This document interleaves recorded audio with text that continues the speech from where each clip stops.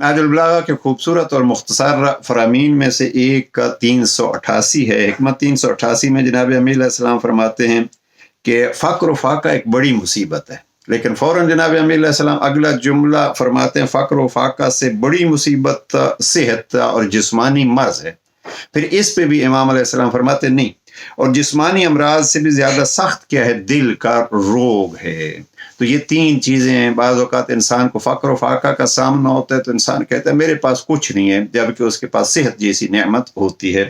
آگے امام فرماتے ہیں یاد رکھو کہ مال کی فراوانی ایک نعمت ہے، اور مال کی فراوانی سے بہتر صحت بدن ہے، اور صحت بدن سے بہتر دل کی پرہیزگاری ہے۔ یوں امام علیہ السلام نے انسان کو تین نعمات سے آشنا کیا ہے، اور حقیقت میں جس نے اپنی زندگی رب کی رضا میں گزار دی ہے، مال ہو یا نہ ہو، دولت ہو یا نہ ہو، وہ حقیقت میں سعادت مند ہے۔ اس لیے کہ رب کریم نے بھی فرمایا الا ان اکرمکم عند اللہ اتقاکم، اللہ کے نزدیک اگر کوئی پرہیزگار ہے تو وہی حقیقت میں صاحب عزت و صاحب وقار ہے۔